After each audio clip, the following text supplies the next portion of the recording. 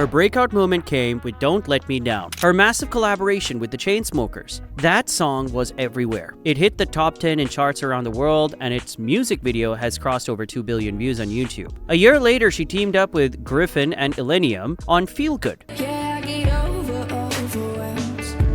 It looked like the start of a huge pop career, and then for most people, she kinda disappeared from view. Today, she has only 2 studio albums, and the second one came out this year, about a decade after her debut. So what happened in between? Daya's real name is Grace Martine Tandon. She was born on October 24th, 1998, in Pittsburgh, and grew up in the suburb of Mount Lebanon, Pennsylvania. Her family background is mixed. Her parental grandfather was a Punjabi Indian immigrant from Delhi, while the rest of her roots are American. She grew up in a busy household with 4 siblings. Music was there from the very beginning. She started playing piano at 3, and by 11, she was already studying jazz piano. That early classical and jazz training gave her a solid musical foundation, long before she ever stepped into a pop studio. Daya's professional journey really kicked off when her parents took a big leap and flew with her to Los Angeles. There, she started working with Cristiano Chirimbolo and Gino Barletta, the team behind Inside Access by Accelerando, along with writers and producers like Brett McLaughlin, Britton Newbill, and Noise Castle 3 at Paramount Recording Studios. During one of those writing sessions, they came up with what would become her debut single, Hideaway.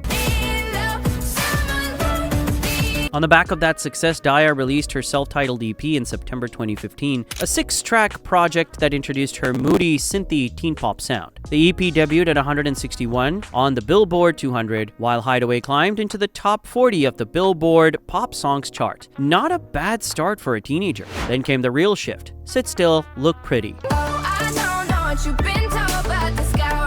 Her debut album Era, and her big feature moment with the Chainsmokers. The song Don't Let Me Down climbed to number 3 on the Billboard Hot 100 and became her first top 10 hit, and eventually landed on the Billboard Hot 100 Decade End chart. On December 6, 2016, it was announced that Don't Let Me Down had been nominated for a Grammy, and on February 12, 2017, it actually won Best Dance Recording. At that point, Daya wasn't just the girl who sings that hook. She was a Grammy-winning vocalist while still a teenager. After such a huge start, you'd expect a non-stop string of singles, tours, and albums. Instead, things slowed down. On June 22, 2018, she released the single Safe, followed by a music video in July. Personally, I think Safe is one of her most underrated songs. Emotionally sharp and atmospheric. It really showed her potential beyond EDM hooks. Then in 2019, she dropped Insomnia, another highlight that leaned into a darker, late-night pop vibe.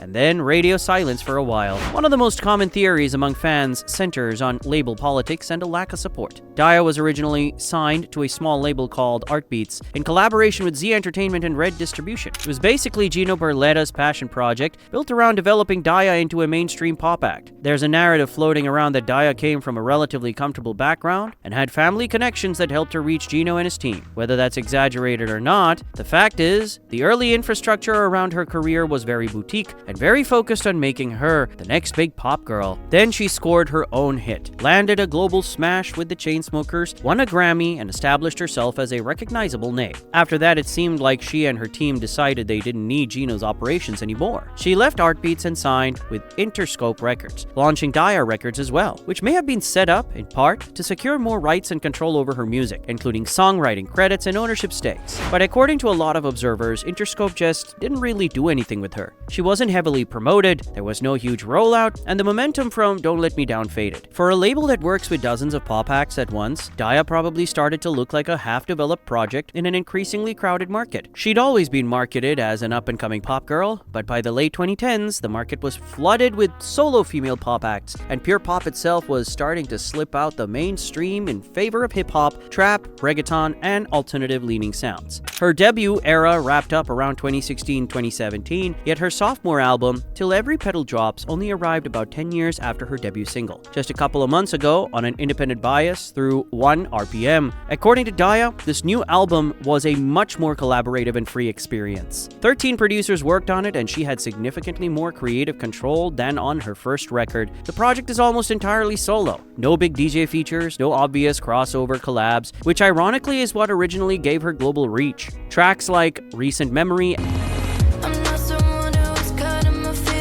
and Infrared really stand out to me. I've added both of them to my own playlist. Don't be shy, I can see it in But without stronger labels, music, or big collaborative moments, there's a real risk that this album will be loved by a small, dedicated fan base and ignored by the wider public. What do you think of her new music? Did she finally find her sound, or does she still have a long way to go? Let's talk about it in the comments.